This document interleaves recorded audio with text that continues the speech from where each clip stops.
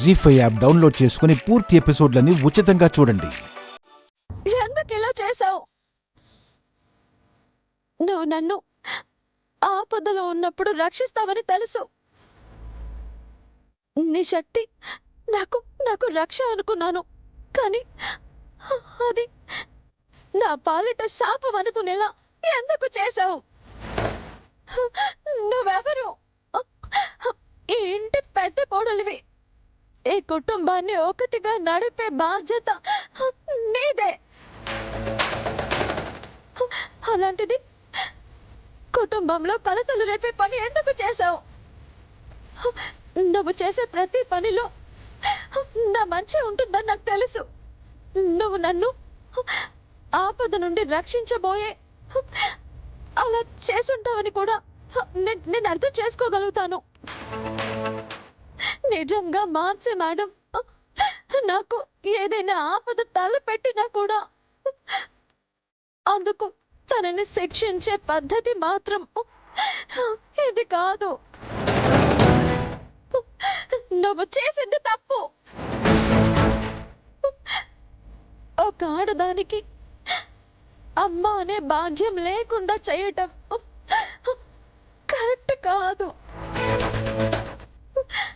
నువ్వు తనని శిక్షించాలనుకుంటే ఎలా అయినా శిక్షించచ్చు. ఇలా చేయటం వల్ల నీకు తనకి తేడా ఏంటి?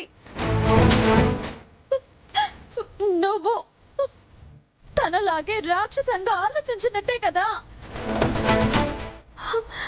ఒకవేళ ఆవిడ చేసిన తప్పుకి నువ్వు పగ తీర్చుకుని ఉండొచ్చు, కానీ దానికి ఇప్పుడు శిక్ష నేను అనుభవిస్తున్నాను. ఏ తప్పు చేయకుండానే ఇంట్లో అందరి ముందు దోషినయ్యాను. వదినమ్మా అని ఆప్యాయంగా పిలిచే నీరజ్ సార్ నన్ను ద్వేషించే స్థాయికి తీసుకొచ్చావు. మాన్సి మేడంకి నేనంటే పంతమే ఉండేది, కానీ నీ వల్ల ఇప్పుడు అది మరింత పెరిగి తీరని ద్వేషంగా మారిపోయింది.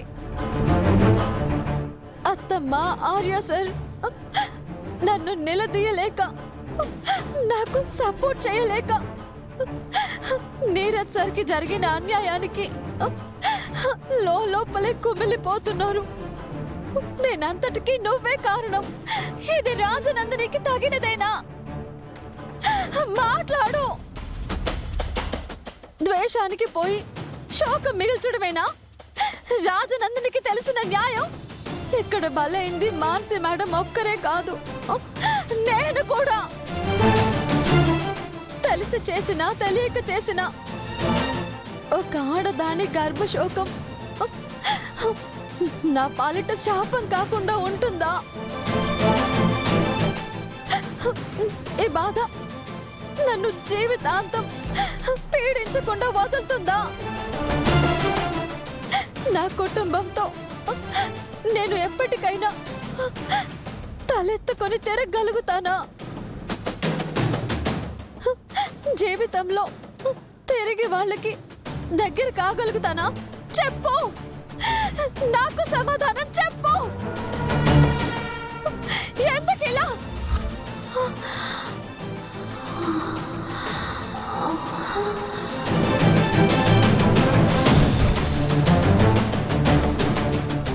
జీ5 యాప్ డౌన్లోడ్ చేసి అన్ని ఎపిసోడ్స్ పూర్తి ఉచితంగా చూడండి.